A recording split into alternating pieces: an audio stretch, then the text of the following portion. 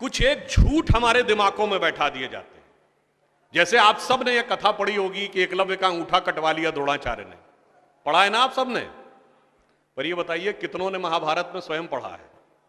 मेरे विचार से हम में से किसी ने भी कभी महाभारत में वह प्रसंग पढ़ा ही नहीं होगा एकलव्य वाला। और अगर हम यह भी विनम्रता से पूछे कि महाभारत के कौन से चैप्टर में है, तो भी शायद हम में से किसी को ध्यान नहीं होगा कि महाभारत के वन पर्व में एकलव्य का उल्लेख है। मगर देखिए मार्क्स और मैकाले का प्रभाव कि हमारे दिमागों में ऐसा भरा हुआ है कि हम ग्लानि से आबद्ध हैं बगैर पढ़े हुए। अब मैं आपसे कहूंगा, जाइएगा, जाकर पढ़िएगा। अवेलेबल हो तो इंटरनेट पे जाके सर्च कर लीजिएगा, ना हो तो जो महाभारत सीरियल आया था उसका एपिसोड जाके यूट्यूब पे देख लीजिएगा। कि किस्सा ये था कि जब आपको चाहे आपने कथा सुनी होगी कि कुत्ते का मुंह बाणों से भर गया था, जो एकलव्य ने तीर चलाए थे, और जब वह तीर अर्जुन निकालते हैं तो उस कुत्ते के मुंह में एक खरोंच तक उस बाण से नहीं आई होती है, तो वो चौंक जाते हैं क्योंकि ये सामान्य तीर नहीं है। उन्होंने कहा तो दिव्य अस्त्र है कि मुंह में पूरा तीर से भर गया मुंह और इसके बाद भी एक खरोंच नहीं आई। आप कहेंगे दिव्यास्त्र का मतलब क्या?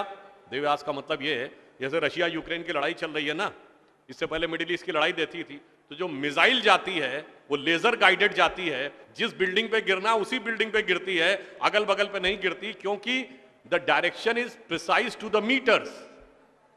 पर अगर मुंह के अंदर जाए और खाल पर खरोंच ना आए, इसका मतलब it is so much strongly guided that it is precision to the micrometers. तो जब ये वो देखते हैं ये दिव्यास्त्र चलाना, तो उन्होंने कहा दिव्यास्त्र राजा चला सकता है, ये कैसे सीखा इसने?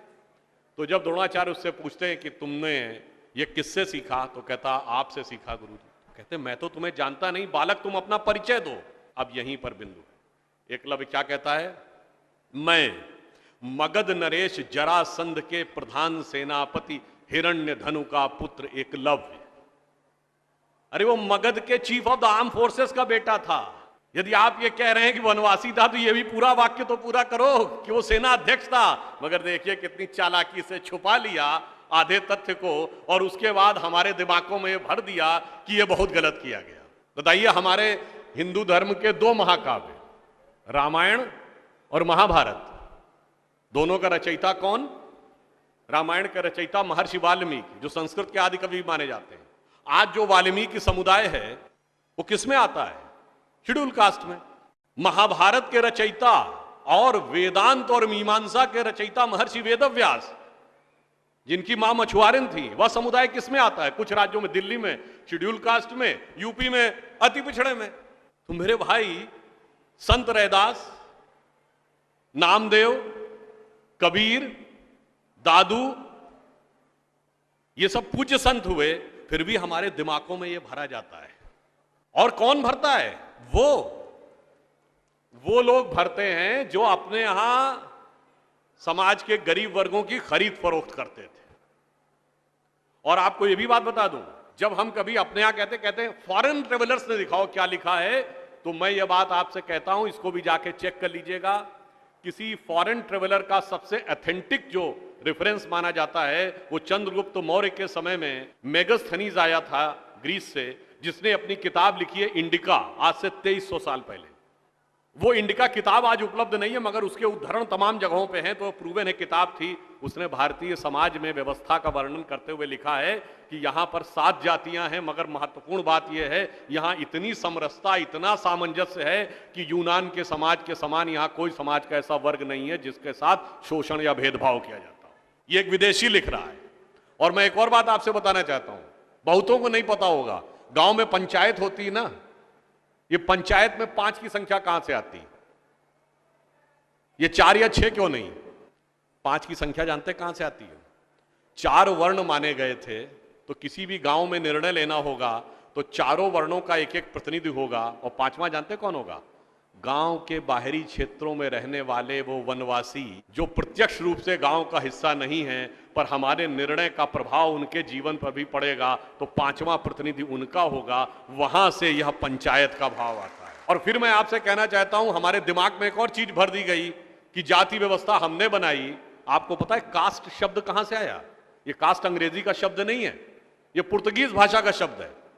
और 1931 में जो अंतिम जनगणना जाति के आधार पर उसमें 4114 जातियां हैं हिंदू समाज में, जिसमें अब 6000 बताई जाती हैं। मैं चैलेंज करके पूछता हूं, कोई दिखाओ तो किसी धर्म ग्रंथ में 6000 जातियां लिखी हो, और जहां लिखी उसमें इससे ऊंचे ये, इनके नीचे ये ऊंचा ये नीचा, कौन से धर्म ग्रंथ में लिखा है? ये माली ऊंचे की तेली ऊंचे, सुनार ऊंचे कि लोहार ऊंचे, कहां लिखा है? जानते हैं कहां लिखा है? एक British census commissioner Herbert Risley द्वारा किए गए सेंसस में हिंदू समाज को जातियों में विभाजित करके ऊपर से नीचे तक लिखा गया, और फिर वो हमारे ऊपर अध्यारोपित कर दिया गया है। हमारे दिमागों में कैसी कैसी बातें भरी जाती हैं। एक थोड़ा लिबर्टी लेते हुए ये भी कहना चाहूंगा, महिलाओं को पढ़ने का अधिकार नहीं दिया जाता था। अब ये बताइए, हमारे यहां दिल्ली में लोगों को ध्यान नहीं होता है, आप लोगों ने मैत्री कॉलेज और गार्गी कॉलेज है ना, ये मैत्री और गार्गी कौन थी? ये वैदिक काल की 20-22 विदुषी स्त्रियों में से एक हैं। गार्गी ने ऋषि याज्ञवल्क्य के साथ शास्त्रार्थ किया। फिर मैं चैलेंज करके कहता हूं, दुनिया में कोई दूसरा धर्म संस्कृति बताइए जहां धर्म पे टिप्पणी करने का अधिकार किसी महिला को हो और किसी धर्म के ज्ञाता के साथ शास्त्रार्थ करने का अधिकार। फिर हमको समझाया जाता है कि हमारे यहां बराबरी नहीं थी। अरे आप सबको याद हो, सबसे प्रख्यात शास्त्रार्थ कौन सा है? आचार्य मंडन मिश्र और आदि शंकराचार्य के बीच में, दोनों के बीच में जो शास्त्रार्थ हुआ उसका जज कौन था? आचार्य मंडन मिश्र की पत्नी उभय भारती। फिर मैं चैलेंज करके पूछता हूं, पहले दुनिया कोई धर्म बताइए जहां टिप्पणी करने का अधिकार स्त्रियों को हो और जज बनने का अधिकार हो डिस्कशन में।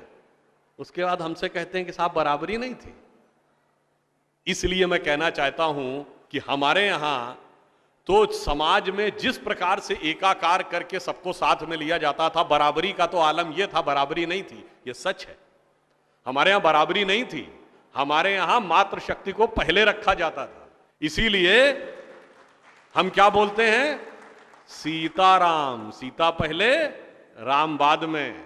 लक्ष्मी नारायण, लक्ष्मी पहले नारायण बाद में। गौरी शंकर, गौरी पहले शंकर बाद में। राधे कृष्ण, राधा पहले कृष्ण बाद में। माता पिता, माता पहले पिता बाद में। और इसीलिए हमारे जितने भी प्रतीक हैं, भारत भी माता है, धरती भी माता है, प्रकृति भी माता है, गीता भी माता है, गंगा भी माता है, गाय भी माता है, गायत्री भी माता है। और ये केवल कोई आध्यात्मिक धार्मिक बात नहीं है। वर्ल्ड की डॉक्यूमेंटेड हिस्ट्री में अगर पहली बार कोई वुमेन रूलर रही है तो गुप्त वंश के समय में 4वीं शताब्दी में प्रभावती गुप्त ने शासन किया है। उसके बाद अहिल्याबाई होलकर, रानी दुर्गावती, रानी झांसी, वो सब तो आपने बहुत सुना होगा। अब वो लोग आके हमको समझाते हैं कि बराबरी नहीं